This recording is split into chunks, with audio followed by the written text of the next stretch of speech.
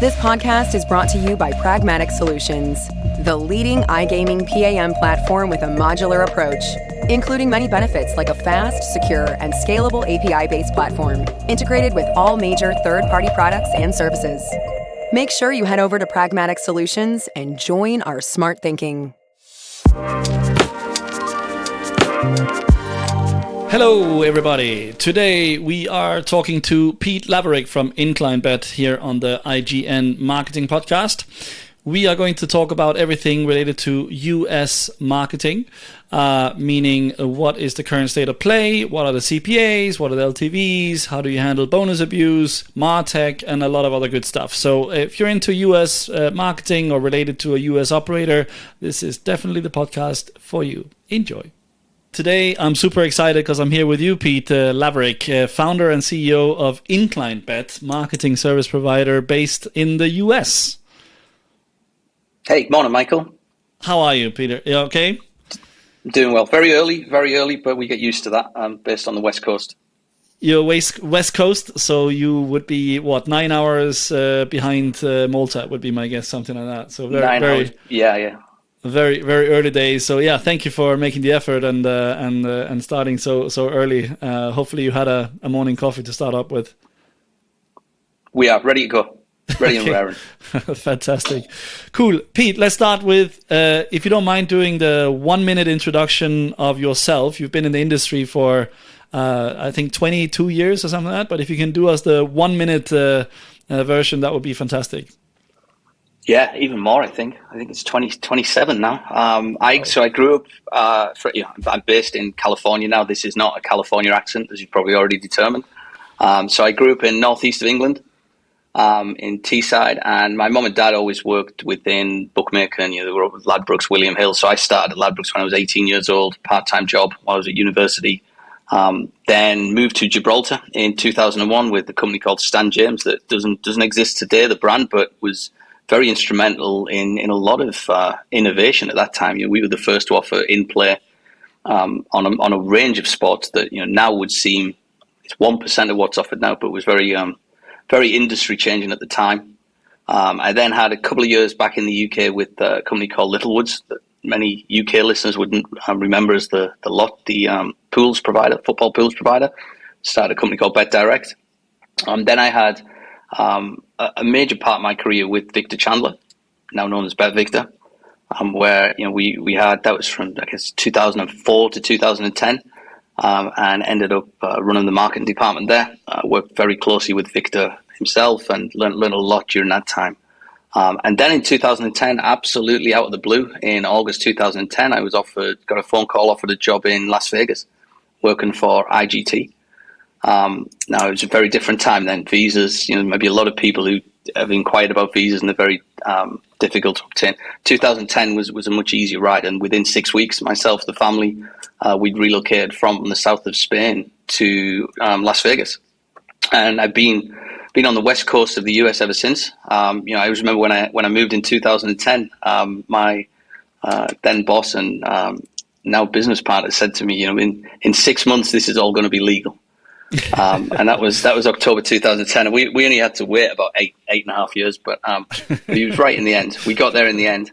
Yeah. So after that, I then spent 3 years at IGT, 6 years at a startup called Bet America, which had a lot of success in horse racing, horse racing still very much the unknown gem of the US market, highly profitable online gaming business.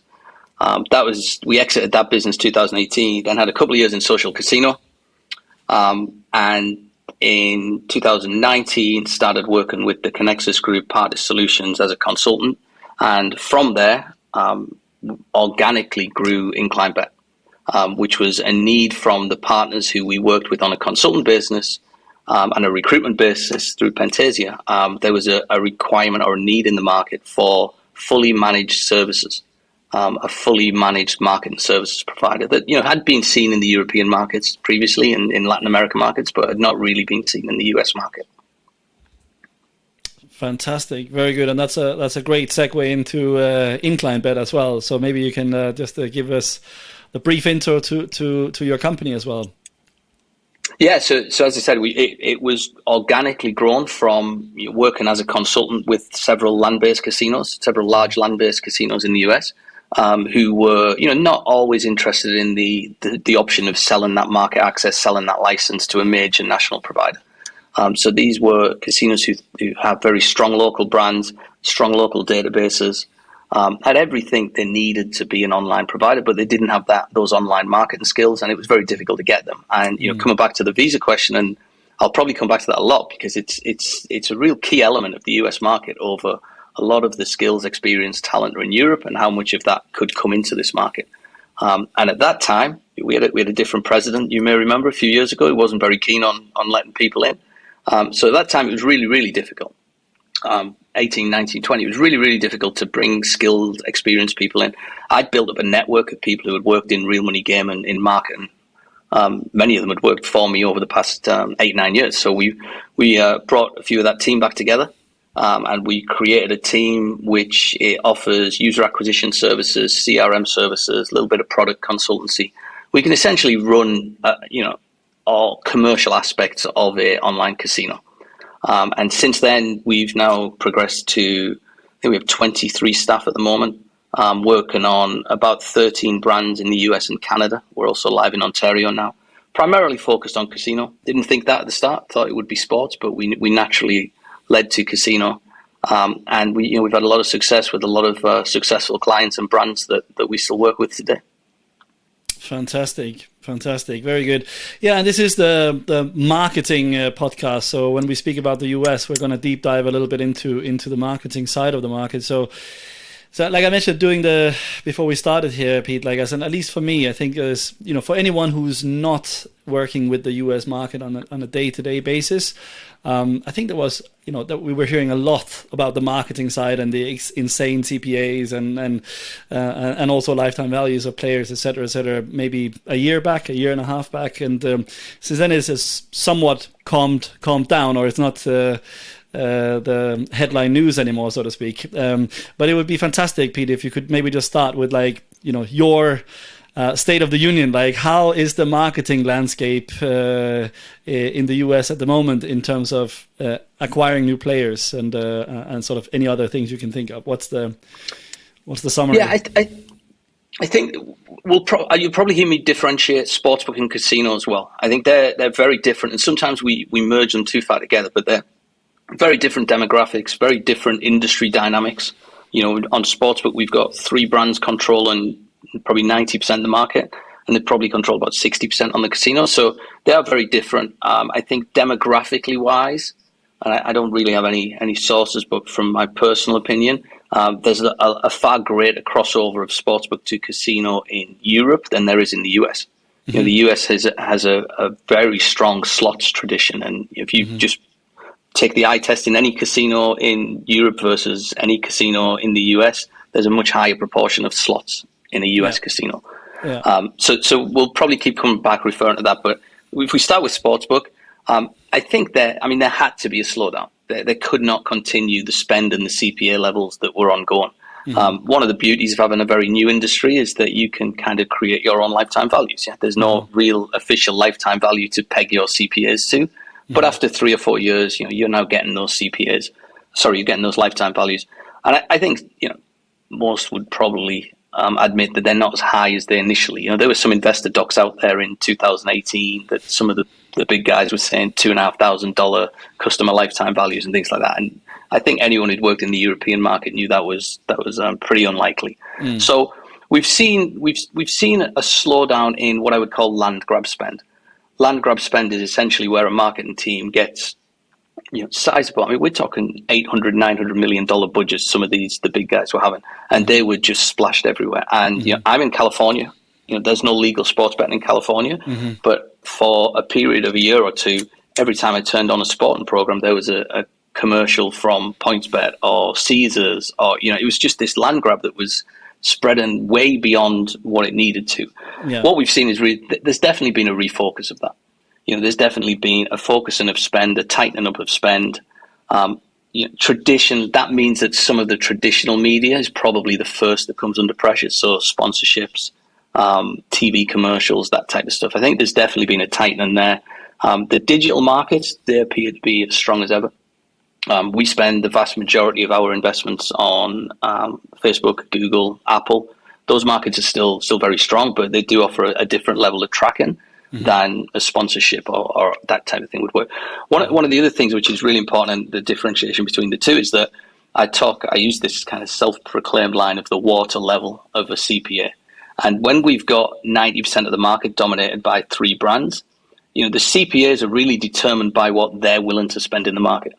Because if they're putting in 90% to spend and getting out 90% of the revenue, and they're happy with a CPA of $600 on sports, which wasn't unusual, then that means that everyone else, even if you're the best marketer in the world and you can achieve a 10% deduction on the average CPA, if their water level is 600, that means you can only bring in a 540 at a decent scale. Anybody can run a $2,000 campaign and get $100 CPAs. So I think that has certainly happened. Now, what happens now is, the big 3 are very settled and getting more sensible, let's call it, or more commercially savvy in marketing. Now we've got the dynamic of Bet365 and Fanatics entering the market. And I know Bet365 have been here for many years, but seriously entering the market, because everybody knows how successful they are around the world. And they haven't put the foot on the accelerator in the US as yet. So, what happens now when we potentially have 5 in sportsbook? I think that's key. Casino, a little bit different. I think casino was a little bit more digitally focused. I go back to my social casino days that very few social casinos ever ran TV or sponsorships or anything like that. It was all hardcore digital user acquisition spend. So I think casino, it's a little bit easier to control your own destiny. There's a lot more nuances that you can use, and we have a very experienced and skilled team that do that with Facebook and Google. So I don't think the big 3 impact that as much. However, the one thing I would say is that over the last 12 to 18 months, as there's been an increased focus on profitability from the major brands, they have turned their attention to casino more. So the first, 2000, especially 2021, when everybody was focused on sportsbook, casino was a very fertile ground for marketing. It's got a little bit tougher as some of them budgets have moved across, and seasonally as well. We see seasonally that we had the NBA finals finish a couple of nights ago. Typically, then we'll see a lot of the sportsbook budgets might move to casino. So I think that the products on offer have been excellent. I think that's overlooked. I know we're talking marketing here, but the quality of products that have been offered in the US market are really strong, really, really strong. And far stronger than anyone expected. If anyone had ever played the historical Nevada sports betting apps, and there was a long time when we thought those were the apps that were going to come for the rest of the country. So the product's been very strong. The Europeans brought that, particularly that excellence across. Nice. So a ton of things to dig into there. But before we get carried away, is there like a number? Is there like an average CPA for sports betting and casino that you would say is sort of the benchmark today in the US market? Yeah, every state's slightly different. So if there's the US I always talk to people about the US. The US is essentially Europe, but everybody speaks the same language. So it's 50 states that are really 50 countries, but we all speak the same language, which is the difference. Because of that, we do get different economic factors in each state. So we have some very rich states and some much poorer states. I would say that in general, the figures that I hear, this is not my clients in particular or anything, but in general, I hear that people are willing to pay $300 to $350 for a sportsbook client at the moment, and about $600 to $700 for a casino client at the moment. And that's roughly reflected in the affiliate values that are out there at the moment as well. Maybe casino's coming down a little.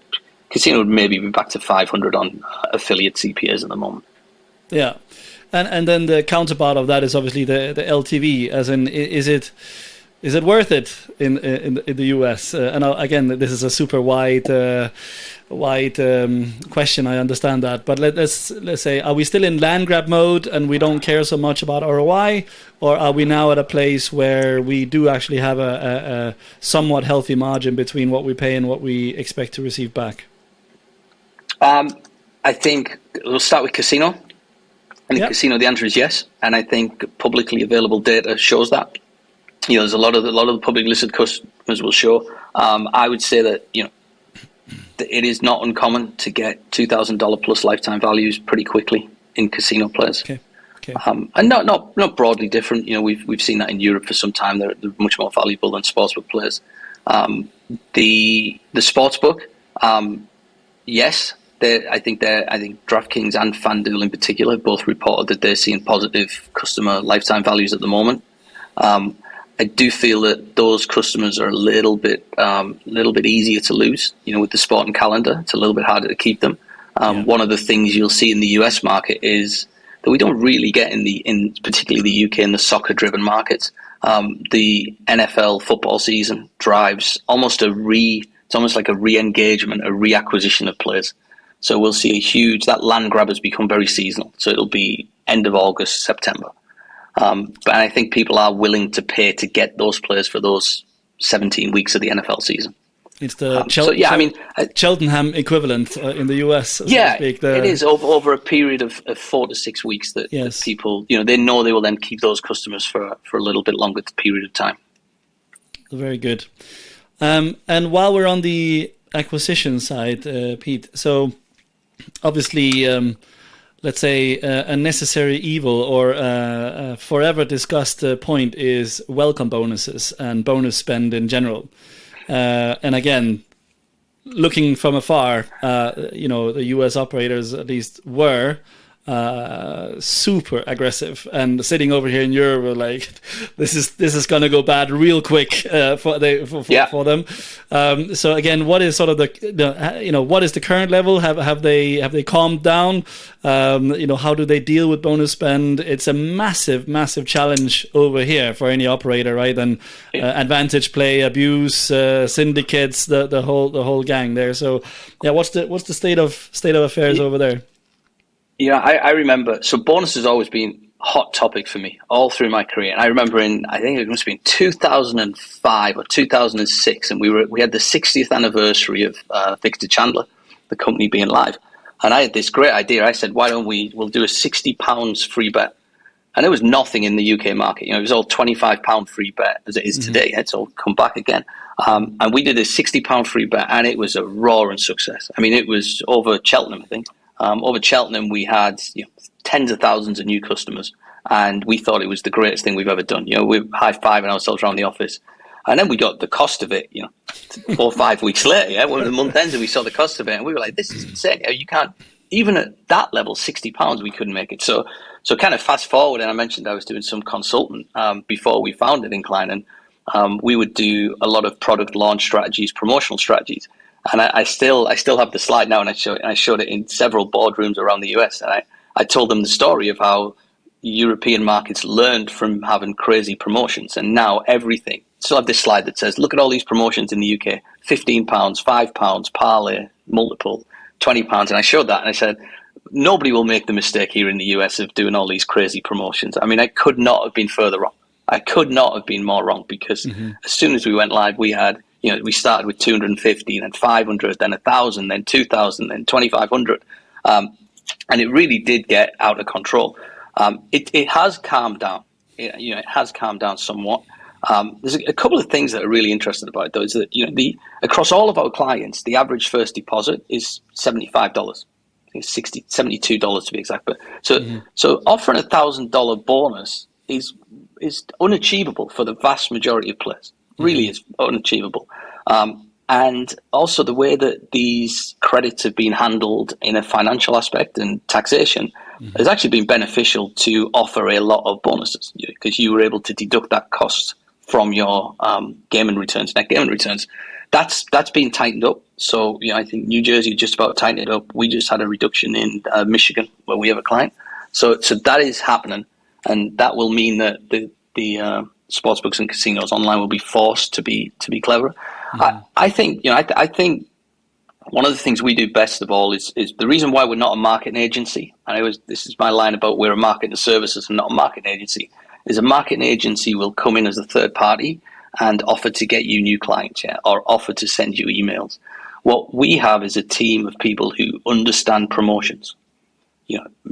Some from the European markets, some from historic US markets, and we operate on a really, really strict budget.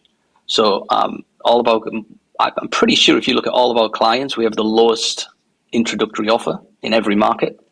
And then we operate on a CRM basis, a lot of targeted personalized bonuses through a couple of CRM platforms that we use.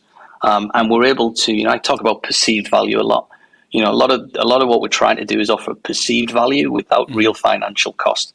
So we're really trying to do that with a lot of our promotions, and we've done it. But I'm kind of going down a little bit more micro stuff here. But in terms of the market, if you'd asked me 2 months ago, I'd have said it was calming down again. I did notice that FanDuel are back out there with $2,500, and there's a few sneaking up there again. Now, there's a lot of their market dominance. They're the market leaders. They are fantastic at everything they do, by the way, FanDuel.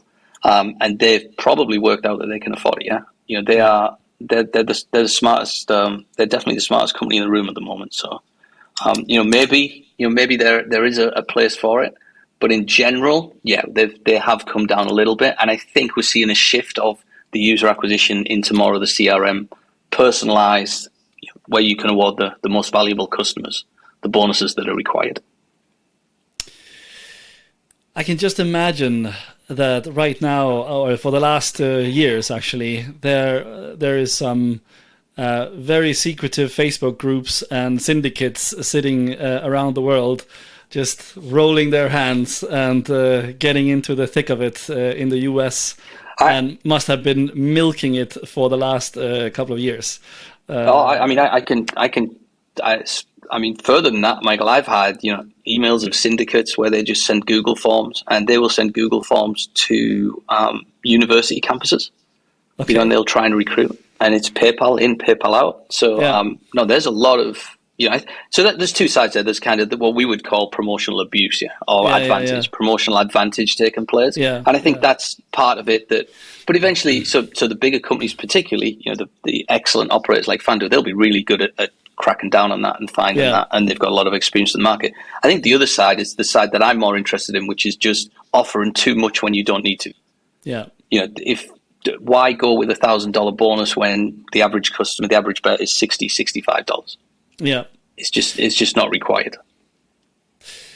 Yeah, I tend to agree with you. It's a really tricky one. It really is, and I think also when the I don't know. Actually, you tell me. In the US, would you say the products are much more differentiated than what we see in Europe? Like, is there a significant difference if you choose operator A or operator B versus Europe as a player? I mean, maybe a little bit more in sportsbook than casino. So I'll start with casino. Yeah, if you look at where we are with casino, the big brands, the game suppliers. So IGT, Light and Wonder, soon to be Aristocrat.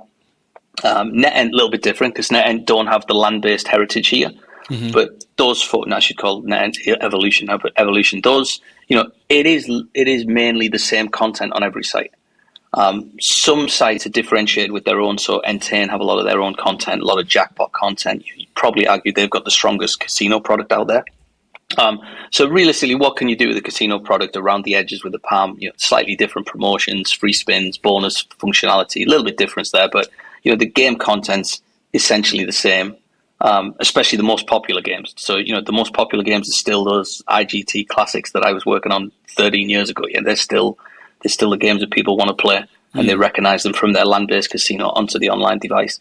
So yes, they're sportsbook.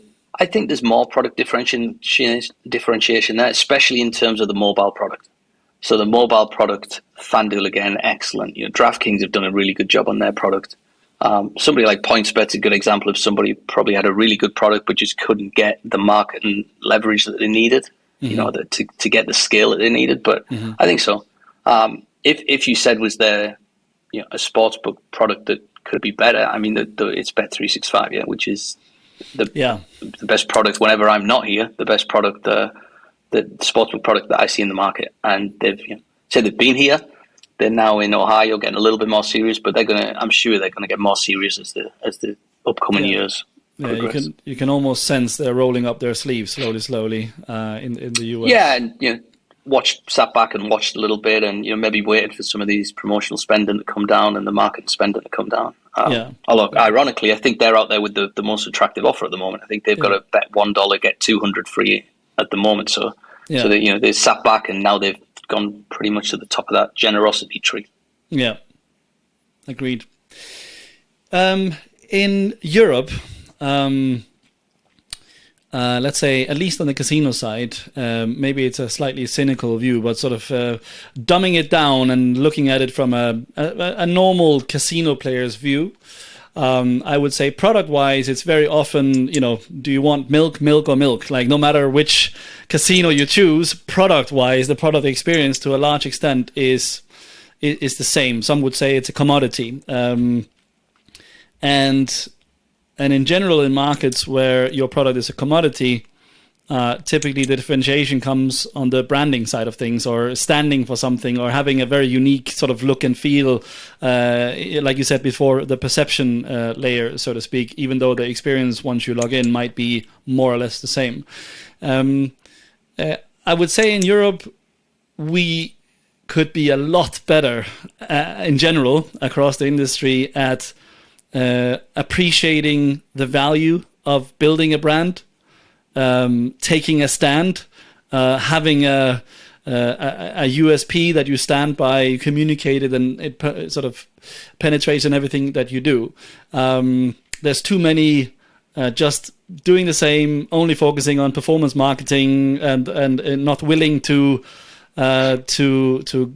invest and go that extra mile on the brand side. At least that's my version.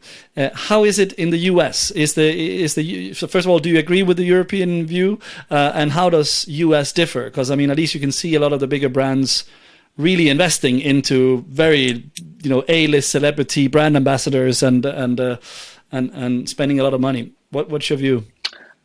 Yeah, so I traditionally haven't been a brand marketer. So I've traditionally always been a performance marketer, and that doesn't mean it's always been Facebook, because I'm way too old for that. But it was back in the early 2000s. It was which newspaper promo code, somebody telephoned up with a promo code from a newspaper. Yeah. But you essentially tracked everything. My view now is that I think in this market, and I learned a lot from the social casino days, because social casino market is very successful, highly profitable. There's not really a single brand in it.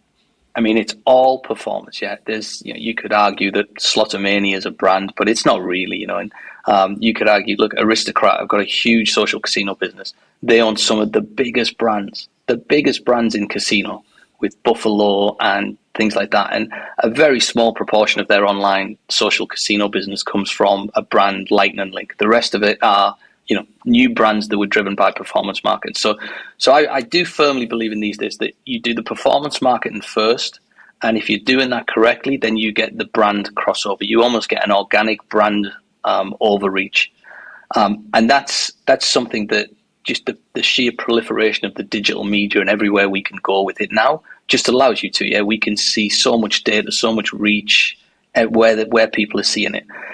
Do we need to then have a billboard that someone drives past every day to give some more reach? I don't know.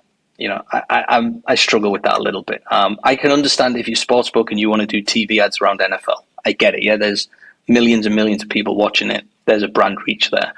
I think that I should also mention one thing, and we're kind of lucky, and we do leverage this fact, is that a lot of the casinos that we work with are physical bricks and mortar casinos.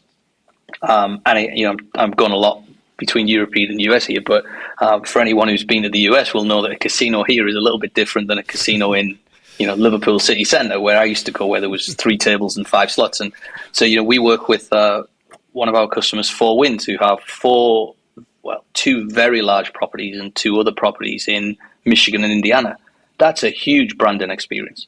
That's thousands of players coming through those doors every day. Probably millions driving past them just off the freeway every day. I think that branding is really, really important. Now, that's somewhere where everyone I meet who's with a local casino, let's call it, doesn't have to be, it can be tribal or commercial, but anybody who's got that brand asset and availability, there's something you can leverage. That's the type of stuff that money can't buy. And I think that brand appreciation and value is really underlooked. And whenever we talk to casinos and they're considering selling skins, selling licenses, we always make that aware for them. Mm-hmm. Okay, so performance marketer at heart, Pete. Yeah, and I'd say I've always kind of been there. It was just when it was Daily Mail, Daily Mirror, The Sun back in the days. But yes, I think that you've got to you need to be able to show the numbers, and the leakage of that into brand is where the market's gone and continues to head. Yeah, and that's a great segue into our next topic, which is around, let's say, a big part, at least in my view, of performance marketing. Performing is the technology and the MarTech stack that you have behind you, or at least within reach of your operation. And again, I don't know, but I would assume that how has the US market been at? What is the current state of play for technology, and have they managed? Like, for example, you mentioned that product-wise. Sportsbook product-wise, they have actually come out really fast with a super strong product. It does the same apply in the marketing world and the MarTech stack? Have they learned from Europe and sort of brought over whatever the best technology they could, or are we still sort of figuring that out in the US? What do you see there? I got to say, I think it's actually better than Europe. I think MarTech's actually better than Europe, because I think what we've done is inherited a lot of the. I mean, I'm sat here and I'm 25 miles from Facebook, 25 miles from Google, Apple, all these guys. I'm very much in a technical bubble, techie bubble here. Mm-hmm. So I think what we've done, especially internally with us, is that we had people who worked in native apps in iOS and Google before, and they brought across that we have to have the Google suite, and this is how we have to have it integrated. We need a mobile measurement partner for attribution purposes. So I think that level is what we've brought from different industries. And I mean, I look now, the things that we were doing 2 or 3 years ago with our very first partners, I now see everybody else doing. So, we have a preferred set of partners that we use. We have a preferred setup that we use, almost a template, the way that we do it. We focus very heavily on mobile apps. I mean, incredible. It's, 90% plus of all new business comes from mobile apps now. Yeah, you mentioned that. That's quite a difference to Europe, right? 90% through a mobile app, as opposed to web being the king in Europe in most cases, at least.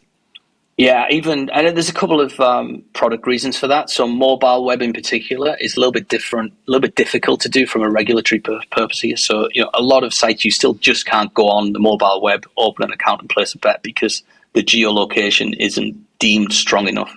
Whether it is or isn't, but the regulators have just deemed it not to be the case. So you often have to install a separate app to be able to allow you to use mobile web, which kind of defeats the purpose of doing mobile web. Yeah, so it's actually easier just to download the app. So a lot of things will direct you immediately to download apps. We like apps because we just think we get a little bit better tracking and a little bit better, going through. And I take aside the iOS issues that people have probably listened to saying, well, what about ATT and things like that? But, we think it's better experience. We're able to get people straight to App Store pages and straight to the app. And the conversion rates are just stronger. Yeah. And that's, I'm sure I'm not giving anything away there, but everyone knows that if you get somebody on an app, you convert that player at a higher rate to deposit, and you retain them longer. Yeah. So, I think MarTech's something that we've been very hot on, and we get a lot of pushback off PAM providers, of technology providers, particularly European technology providers. And I talk to a lot of them all the time, so they know we work with them on multiple clients. The first one's normally the most painful. Once we've got the correct setup, the MarTech setup for the first one, then normally the second and third are easier. And then I'd also say that MarTech on CRM is really crucial, and I think that's where Europeans came in and really upped the game here, because when we launched, we inherited some I would say land-based products for CRM that were essentially email providers, things like that were never really suitable. And I do think in our industry we're still pretty niche. Our industry, you need a really solid industry CRM provider. And we work with a couple, everyone's probably heard the names, but Optimove is probably the one that we work with mostly at the moment. But that ability to take all of that modeling and that industry experience is really crucial. really crucial because so we're in a niche industry. You need all of these learnings that you can get. And if there's one thing we learned as well, I think this has changed about marketing over the last few years. You have to have the right third-party partners. Mm-hmm. It's not, you have to have the right technology partners, because if you don't have the technology, then it doesn't matter how many skills, how many experience, how many smart people I can bring in here. If we don't have the tools, there's nothing they can build. Yeah. And speaking of that, third party versus in-house, at least my impression is that a lot of the US operators are very inclined to have everything in-house themselves or build it themselves, as opposed to using third-party providers, and to some extent true in Europe as well. But what's your view on that? Is that correct? Well, I tell it, because it's a marketing podcast, I can say this, but I say that I've never met a company who wants to build everything themselves, but I've met thousands of CTOs who want to do it. Yeah. Okay. So we have the CTO always wants to build it themselves. Yeah. Well, guess why? Yeah. There's a reason. Yeah. Yeah. So yeah, I think that we don't get significant pushback from organizations to do it, but we do from CTOs. Yeah. And I think that is one of the, that is a discussion I am having very, very regularly. Yeah. On a daily where basis. we go in and we talk to the, we talk to the CTO and the CEO. Yeah. And I have a lot of things to say, but I'll often say, look, when you drive a car, it's not, the car stereo, the speakers aren't made by the person who's driven the car, who built the car, So we need these third-party things. And, if you can build something as good as Optimove or AppsFlyer or Google, some of them think they can build Google web tracking, then you just focus on what's important. We have so many complex parts of our industry, where with verification and KYC verification, deposits, payments, all of these things that are so crucial to get into a good PAM. Mm-hmm. You don't want to be wasting your time with those boring marketeers. You just focus on the cool techie stuff and let us just plug a few things in. Yeah, I fully agree with you. And you mentioned the CRM side as well before. So when you hear the CEOs of the top US operators speaking at conferences or their quarter reports or whatever, for some time now, the omni-channel is the buzzword, right? And like you said as well, the US scene is different because a lot of these guys have land-based properties as well and have an insanely large database coming from either fantasy or apparel or land-based casinos or similar, right? So is omni-channel a buzzword? Are they managing to achieve that? And sort of, if I'm a casino player that have been in the land-based environment, is my journey today fairly seamless, switching into online to a mobile app, back to the land-based casino, or is this more of a buzzword and there's a long way to go before we actually achieve this for the end user? So huge differentiation here. Yeah? So sportsbook, omni-channel.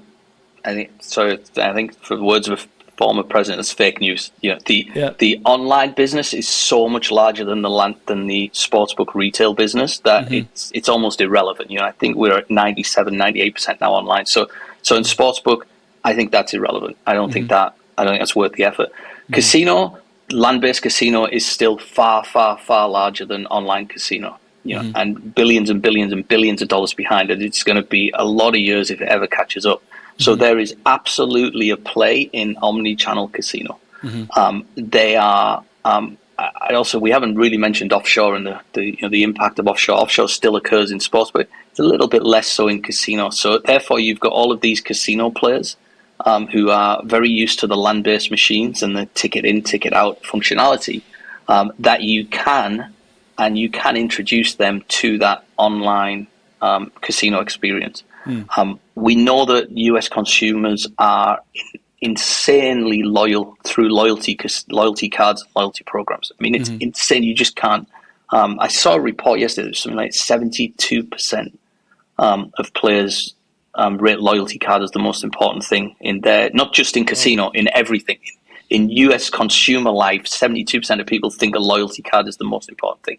Wow. So taking that loyalty card play and integrating it online and giving a seamless experience. So you give the same games, you give almost the same promotions, you give the same loyalty points, you give similar redemptions. That's really, really crucial. There's a few technical reasons why it's a little bit difficult to do because IGT, Aristocrat, Konami tend to own the land-based systems, and neither of them have been very good in the online systems yet. So linking the two loyalty programs, essentially building another one and linking it back is, we're working with several clients at the moment on that. A couple of people, there's a few people who have done it so far. I don't think anyone's got it, above the 70% strike rate type of thing, but I think that's a big part. And as more states casinos open up, that'll be a big part of the business going forward. Yeah, but what is the current sort of status? Like, are the casinos optimizing? Like on the casino side, is omnichannel happening? Is it seamless? So is it 90% there, 50% there? Give us sort of a feeling. It's not. Yeah, it might be 50% there, being generous. I think the registration process. So a lot of people have integrated registration process. Yeah. So the ability when you sign up to use a card number and ingest your data, and link the play together in some respect.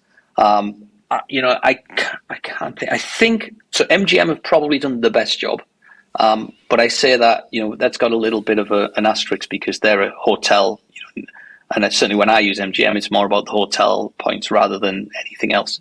So they've got Caesars have done a pretty good job, but I think there's still a long way to go.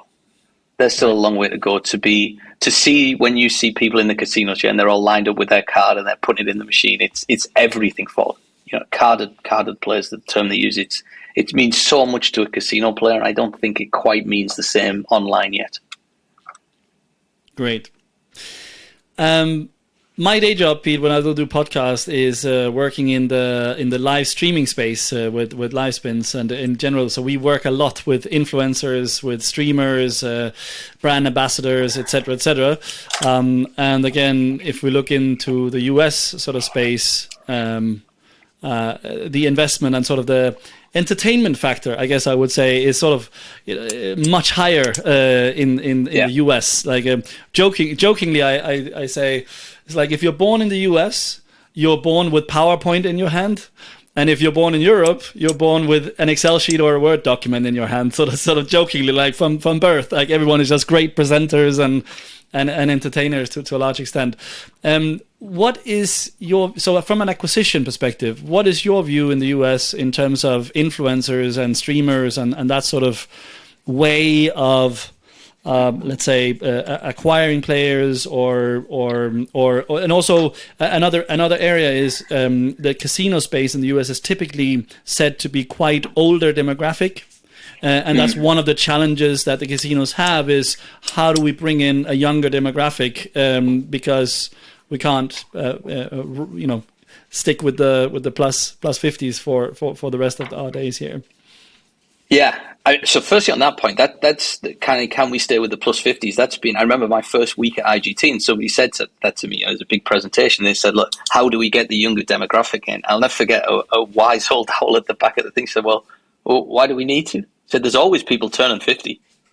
Forever and ever, there's going to be people going 50. So, do we just stay with that demographic? I thought that was one of the most enlightening things I ever learned about demographics. Yeah, if there's no need to lower your demographic as long as people, as long as life expectancy doesn't come down to 49, we're okay. Yes. Targeting 50 pluses. Yes. So I think that's one part. Look at it. Influencers. We've got a couple of partners who do a lot of work in influencers. Tracking is definitely a concern with it. I think when we were talking about performance marketing versus brand, for me, it goes more into the brand element. Mm-hmm. I don't think that you can get there are lots of slots influencers out there who target 55-year-old females, which is the sweet spot for the slots market. So, So there are certainly influencers out there who can do it. I just think you need a little bit better tracking. Now, how does that tracking come around? It's unlikely we're going to be able to do it with a mobile measurement partner. So it would probably need somebody like Twitter, TikTok, Instagram to be able to somehow integrate some tracking that they're very comfortable to pass across. Yeah, and that may happen. Yeah, because those platforms, Twitter in particular, are they're under pressure for revenues and profitability. So that may come in the future. But I think if you want to do, and a lot of the casino partners we have, they will get people who will call them and say, if I get a free hotel room for the weekend, I'll come and live stream on a machine on your floor. And don't underestimate, there are hundreds of people doing that every weekend. And there's a lot of people who think that's a way to a quick book as such. But, for me, I'm not convinced yet until we can prove it. Until we can see an ROI and we can get some actual data on it. There's a data point missing there. Yeah. Yeah. Okay. Very good. Let's move in to a little bit looking into the crystal ball and sort of predictions for the future. How do you, Pete, predict the US iGaming market, so the US version of iGaming, so casino effectively? So today we are in 6 states licensed, I believe. How do you think this will unfold in sort of the next 1 to 2 years? Yeah, so the first one, it isn't a marketing question, it isn't a product question, it's a politics and regulatory question, yeah? How many more states can we get online? I mean, let's say there's kind of 5 states, one of them is very, very small, but of those 5 states, has this been a success, online casino? And I think the overwhelming answer is yes. And some of the revenues that are being driven are far in excess of any of the sportsbook revenues tax revenues being driven for the states. There's been, we used to say years ago, when the one day you didn't want when you were at Victor Chandler was that you didn't want to be on the front page of the Daily Mail about either a famous person betting with you or a 15-year-old getting their parents' credit card and betting with you. They were the 2 things. We haven't had any of those, in the 2 or 3 years, a little bit, obviously a lot longer in New Jersey, but in the 2 or 3 years of widespread, we haven't had any of those scandals, So we're pretty confident that everything's working as it should. The geo partners are working, the KYC's working, the safeguards of the responsible gaming's in play. So I think that's all good. So the industry's done pretty much everything it can. Marketing's been pretty responsible, all that. So now it's just how can we get more states regulated? And it's slow, and some of it's painful. And the honest answer is I don't know how many we're going to get in 1 or 2 years, but it's probably going to be a low number. It's probably going to be pretty low. Sportsbook seems to be the more comfortable route to entry for these states. So you've probably got to look at somebody who's already done sports, somebody who's got a border state that is doing casino. So somebody like Indiana, Iowa, maybe Illinois, that kind of Midwest reach. So hopefully we get 1, 2, maybe 3 of those states. That's the number one or the most important thing in casino. Secondly, is the sportsbook brands that are really focused on casino. So I think that's going to continue because that's where the profitability is, and the more data you get on lifetime values, the more, every casino in the country, every land-based casino in the country knows how much more valuable a slots player is than a sportsbook player, and that's the more data that comes out. So that's the second one, and I think third one is more about responsible marketing and responsible gaming, and we've got to be incredibly careful here and self-governing. So that we don't get the regulatory market pressure that the UK, for example, or even worse, Italy or Spain or things like that again. And I think in the for the major part we are, I think we are pretty responsible in the messages we put out there. Somebody like Ontario's been pretty harsh on what we can say. Free bets have gone entirely out of Ontario now, and I think we might get some more of that. Might not be a bad thing. If states say that you're not allowed to advertise free bets, discussion we had 20 minutes ago about the cost of free bets, that might solve that as well. But I think that would be the 3 big things. Where did the new states come from? Do these sportsbooks brands continue to focus more on casino? And then be responsible. And it's not just responsible gaming on an individual level that we all profess to, but it's responsible market. Yeah. No, agreed. And back to the topic we started on, sort of the CPA levels and lifetime values that we're seeing today. If you had to make a wild guess, sort of over the next 1 or 2 years, do you think they will remain as they are, lower, higher? How do you think that's going to play out? I think we are significantly lower than the figures I'm giving you, by the way, on casino. But I think that and let's just say there's a figure. If it is proven that 2,000 gross, let's say that goes down to maybe 1,200 net, and you can recruit players at $500. There's going to be a lot of people in the market who are very willing to do that. That's not a market that's going to go away. So I think 500 on casino is a good water level to use, and I think sports, but I think they'll come down a little bit more. I think that there'll be a lot more. You mentioned Cheltenham, but I remember Cheltenham Grand National, that it was the marketer's dream. You could make yourself look like a world beater for 4 weeks, because you could acquire players at £10-15 each, and all of your CPAs look great, and then 4 weeks later you realise those players weren't worth anything. I think we'll get a little bit more of that in sports. I think we'll get away from the crazy push around Super Bowl and that type of event, and there'll be a lot more focus on these long-term value sports players. Yeah, that a lot of them are still offshore. I mean, it's crazy how big the offshore industry still is here. Yeah, and that's what we would hope that the regulators control that a little bit better as well. Yeah. So, slightly related question, but not something we have spoken about before. So, the U.S. market is, like you said, is very, very concentrated around the tier one, the big boys, right? So it's very, very condensed. If we compare that to Europe, we have, I don't know what the number is, 5,000 casinos, and there's a massive aggregator business happening because it's and 500 game providers. So whatever the numbers are over here, it's impossible to keep track of. In the US, that's not the case yet. Is it possible nowadays for a casino-only, smaller casino to enter the US market and make a success out of it with the let's say the sort of the market as it stands today?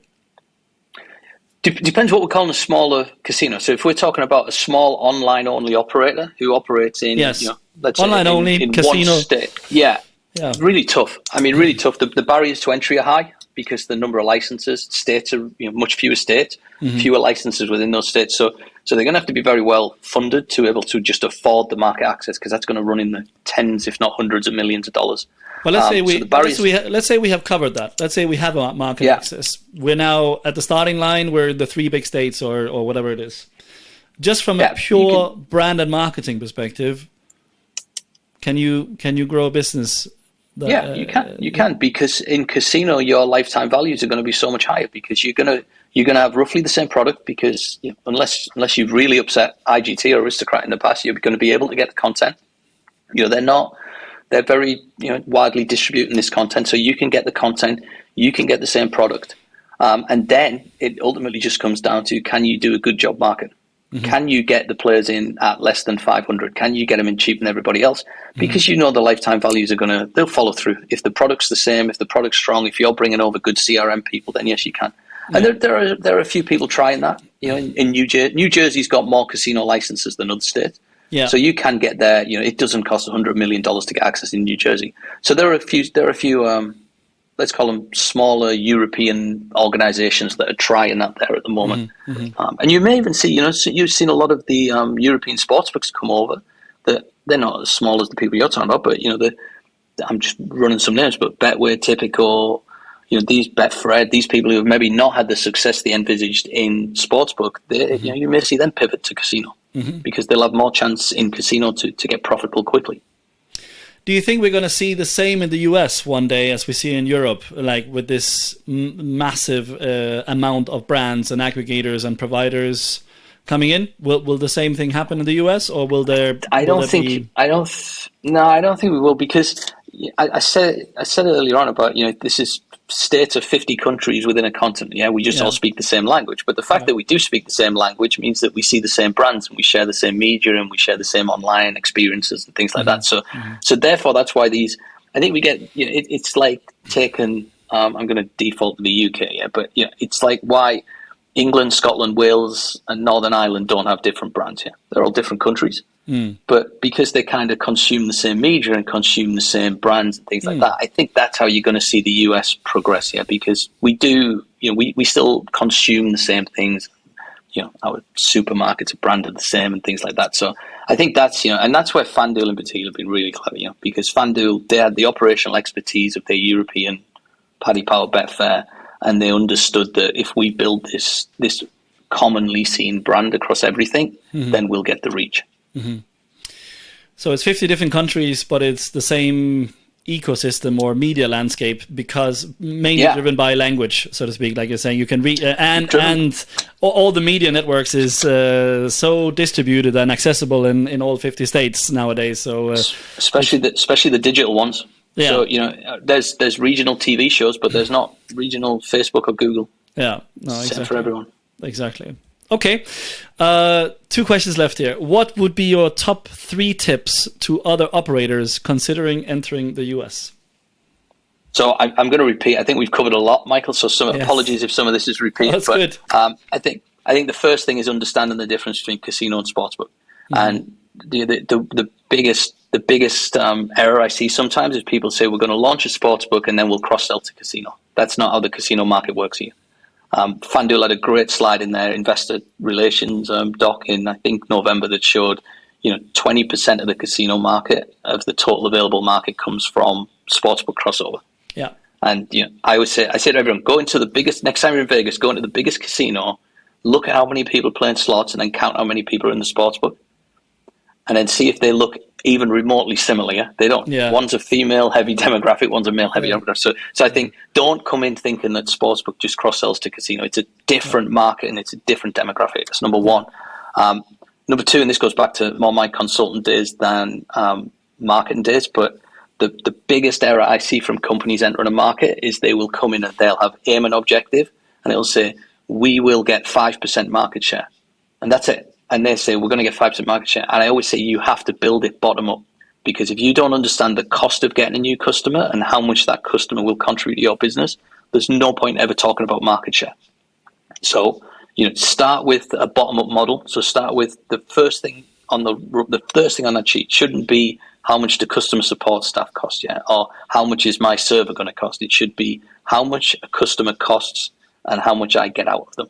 And then from then, how many customers you can afford, and then how big your server needs to be, and you need to know how many customer support staff you need. But I see so many people build the models the wrong way. And then the third thing we've already touched upon, which is MarTech. And if you don't get the MarTech right, it's just a world of pain. And it's one of these things. If you don't get it live on launch, then you're always in, I call it phase 2.x, because it's never coming. If you don't get it there when you're ready to launch, you're never going to get this MarTech right further down the line. So, get it right when you launch. Those are 3 fantastic tips, Pete. Okay, last question. What is your best advice for marketers working with the US markets? Well, is this people here or is this people in Europe? Doesn't matter. Any marketer that is working with the US markets. I'll give you the biggest pain point. So we could take all business aside. You could be the smartest cookie in the industry. Nobody's found a way to beat time zones.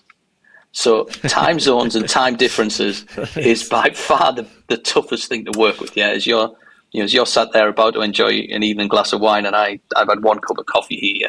So number one is that I get a lot of people who are used to it in Europe who say that, and I'll say, look, you know what? I've probably got something for you, but you're gonna have to work 1 p.m. till 9 p.m. Or something like that. Yeah, there's got to be a really good bit of crossover. So I think you have to be realistic, right? And if you've got a nice life there and you like your evening social time, don't kill yourself over time zones. I've got used to it. I've been here 13 years and started at 7 a.m. every morning now, so you gradually get used to it. But that's the first one. I think the second one is that we're still a very niche industry, and we see so many people in the US that these great big marketing agencies, top 5, top 7 agencies, they see this shiny object, and they're like, we've got to get a piece of that, and they send all of their ace salesmen out, and they'll say, this is how we're going to do it, and they've got no idea, because they're doing campaigns for Amazon where it's an install and it's a purchase and that's it. And we still, I tell everybody, the industry knowledge is so important here, because we've got to, one of the first things we do is one of our sister companies, iGaming Academy. We put anybody who's joined us who has no industry experience, we put them through a couple of weeks of training on the industry. Understand what a verification process is, understand what a casino player wants, understand geolocation, because that's really, really crucial. Now, I remember somebody said to me years ago that, and I come from a kind of a failed youth sports background where I was never good enough to be what I wanted, but the next best thing was always to work in sports bet.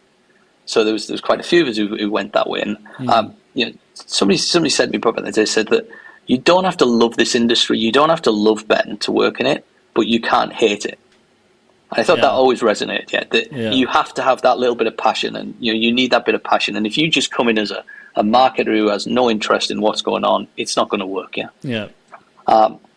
And then I'm going to come back third. I'm going to come back again, repeating myself, but MarTech, understanding MarTech. And for anybody who's in marketing who doesn't understand MarTech, just try and learn like the basic 20% of it. Understand what an event is, understand what a trigger is, understand attribution and things like that. And I, 5 years ago, I knew nothing. I still don't. I still know. Like, I know 10% of what some of my guys do. Some of the techie geeky guys I've got here, but I think that we used to be marketing on one side of the room and technology on the other side of the room, and we never used to speak. And we did TV commercials and we put ads in newspapers. Now it's integrated. Yeah. Now you have to build relationships with the developers because you have to understand what they're doing. Very good. That's fantastic. I actually have a bonus question for you, Pete, if you're up for it. Go for it. So your experience is very unique in the sense from a marketing perspective as well, where you have been both working with social casino and real money casino. So one of the like we spoke about crossover from sports betting to casino. I think there is a lot of casino managers out there or marketeers say, okay, what are the sort of the circle outside of casino? So we've already sort of, we've reached we think we have reached all the casino players in the inner circle. What are the circles outside? And the thing that keeps popping up again and again is either the video game industry or the social casino industry. So, and there's a lot of research on it actually, and everyone is sort of giving different numbers and different views. So having worked in both experiences, let's answer it once and for all, Pete. Like, do you think a social casino player has a natural crossover into real money casino? And if you dare answer the same question for, let's say, video gamers or gamers or esports, whatever you want to call it, what's your view? So video game, 0. Wrong demographic. Totally wrong demographic. Social casino, absolutely. So a lot of the things that we do here that we've had a lot of success with our marketing campaigns are what we learned in social casino. The social casino market, and I had a few years that was only came around because real money gaming was not widely available. Yeah, that's why social casino isn't huge in the UK. That's why it's never been huge in the rest of Europe. Yeah, it came around because there was a demand to play online slots that was not legally allowed to happen. That barrier is down now, but in 5 states, 6 with Delaware, but so it's only down in a very, very small percentage, 10% of the population. I would say that if I had a social casino, I don't know this because I haven't worked there for 2 or 3 years, but I would be pretty sure that a social casino market share has fallen in Michigan, New Jersey, Pennsylvania. I don't know that for a fact, but I'm pretty sure that will have happened. So. Yes, a lot of the stuff we do, we target social casino players. We think that the real money product is a lot better. It's certainly more socially responsible. There's no responsible gambling in social casino. Yeah. So absolutely, and we got through like an hour and 15. Then you gave away the secret of our business right at the end, Michael. But that's okay. we almost made it. We enjoyed talking until then. We almost made it. Well, that sounds good. Very good. Cool. Pete, any final thoughts or things you want to bring up from your side? No, I don't think so. I mean, I think, when we say I'm not a unique experience, I know you said a unique experience. There's a lot of people now who have moved from Europe to the US and worked in similar roles.